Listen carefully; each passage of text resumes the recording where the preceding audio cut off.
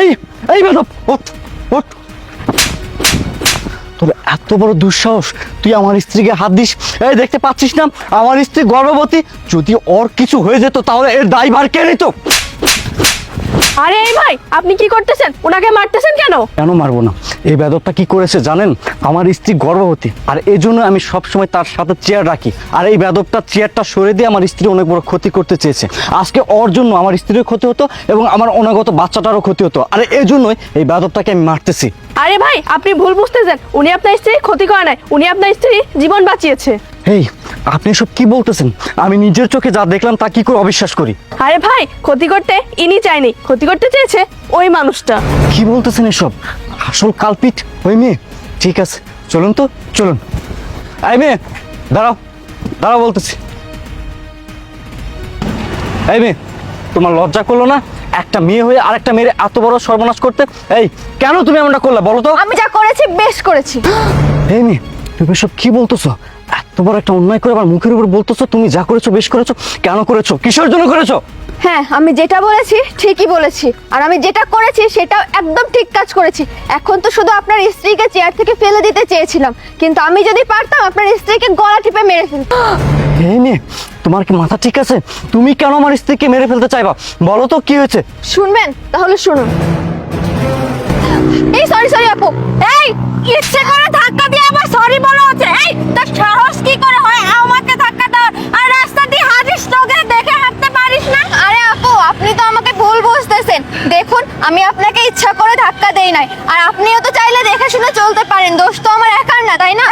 ধাক্কা দিয়ে আবার বড় বড় গলায় বলছিস আমার দোষ না, আমি ইচ্ছে করে দেই না। এই মগের মুলক পেয়েছিস যে তুই আমাকে ধাক্কা দিয়ে যা বলবে আমি তাই বিশ্বাস করে নিব?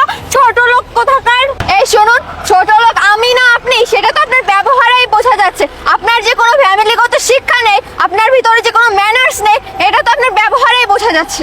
এই তোর কত বড় সাহস, তুই আমার ফ্যামিলি নিয়ে কথা বলেছিস? এই তুই কি জানিস আমি কে? আমি চাইলে এখন তোর জিভ টেনে ছিঁড়ে ফেলতে পারি। এই চুপ থাকেন তো, আপনার সাথে কথা বলার না আমার কোনো মুড নাই, আর আপনি কে সেটা দেখারও আমার সময় নাই, ঠিক আছে? আর দেখাই বোঝা যাচ্ছে যে আপনি একটা ম্যানারলেস, আপনার ফ্যামিলি থেকে কোনো শিক্ষা দেয় নাই। সো আপনার মতো ম্যানারলেস মানুষের সাথে আমি কথা বলতে চাই না, আপনি থাকেন আপনার মতো। এই কোথায় যাচ্ছিস? যাওয়ার আগে আমার ব্যাগ তুলে দিয়ে যাও। ছাড়েন, গায়ে কেন হাত দিচ্ছেন আপনি? তোকে তো আসলেই একটা বেয়াদব। এই তোকে ব্যাগ তুলে দিয়ে যেতে বলেছি, ব্যাগ তুলে দিয়ে যা। বেশি কথা না বলে ব্যাগ তোল। পারবো না, আপনার ব্যাগ পারলে আপনি তুলে নিন। আপনার ব্যাগ কিসের জন্য? আমি এই ব্যাগ তোল। এই আপনি কি এবার বেশি বাড়াবাড়ি করছেন? তোকে ব্যাগ তুলতে বলেছি না, ব্যাগ তোল। নিন আপনার ব্যাগ। হ্যাঁ, এখন তুই ফট। যান যান, যত সব ফালতু। আপনি যে কাজটা করলেন খুব একটা ভালো করলেন না, এটার ফল আপনি পাবেন, আর সেটা কি হবে সেটা আপনি কল্পনাও করতে পারছেন না। শুনলেন তো এবার? হ্যাঁ শুনলাম। ইপ্তি, এই আপুটি যা বলতেছে তা কি সঠিক?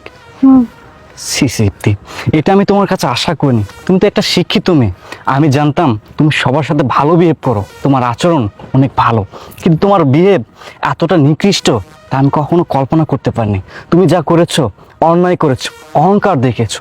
তুমি জানোই অহংকার পতনের মূল। আজকে যদি তোমার এই অহংকারের জন্য, একটা ভুলের জন্য আমাদের অনাগত সন্তানের কি হতো একটাবার কি ভেবে দেখেছো? তোমার কি হতো একটাবার কি ভেবে দেখেছো? এগুলো কথাবার্তা যদি আমাদের পরিবারের লোকজন জানতো, আমি আমার পরিবারের কাছে মুখ দেখাতে পারতাম? তুমি তোমার পরিবারের কাছে মুখ দেখাতে পারতা না। তাই আমি তোমাকে বলতে চাই, তুমি সবার সাথে ভালো বিহেভ করো, মানুষকে সম্মান দিতে শিখো। মানুষকে সম্মান দিলে তুমিও উল্টো সম্মান পাবে। কথায় বলে না, মানুষ মানুষের জন্য, জীবন জীবনের জন্য। আপু, আমি আমার স্ত্রীর পক্ষ থেকে আপনার কাছে ক্ষমা চাচ্ছি, আপনি আমাদেরকে ক্ষমা করে দিবেন। না না ভাইয়া, আপনি আর ক্ষমা চেয়ে নিজেকে ছোট করবেন না। আমি শুধু চেয়েছিলাম যে আপনার স্ত্রী যেন ওনার ভুলটা বুঝতে পারে। উনি যে ওনার ভুলটা বুঝতে পেরেছে এইটাই অনেক। আর আমি কখনোই চাইনি যে আমার জন্য আপনার বা আপনার সন্তানের কোনো ক্ষতি হোক। আর আমি রাগের মাথায় যে কাজটা করেছি এটার জন্য আপনি আমাকে মাফ করবেন। না না, আপনি ক্ষমা চেয়ে নিজেকে আর ছোট করবেন না। হ্যাঁ আপু, নিজের বোন ভেবে আমাকে ক্ষমা করে দিন প্লিজ। আর ভাই, আপনাকে না জেনে না বুঝে আপনার গায়ে আমি হাত তুলেছি, আপনিও আমাকে ক্ষমা করে দেবেন। কি বলছেন ভাই? আপনি আমার কাছে ক্ষমা চাচ্ছেন কেন? মানুষ মাত্রই তো ভুল হয়। আর আজকে যদি ওনার জায়গায় আমার বোন থাকতো আমি সেম কাজটাই করতাম। আচ্ছা ভাই, আমরা আসি। হ্যাঁ আসলে ভাই, আপনার মনটা অনেক বড়। আর আপু, আপনাকে অনেক ধন্যবাদ। আপনার জন্য অনেক বড় বিপদের হাত থেকে আমরা রক্ষা পেয়েছি। ঠিক আছে, আপনারা তাহলে যান, আমরাও আমাদের বাসায় যাই। ঠিক আছে ভাই। আচ্ছা ঠিক আছে চলো ইপ্তি, চল। চলো।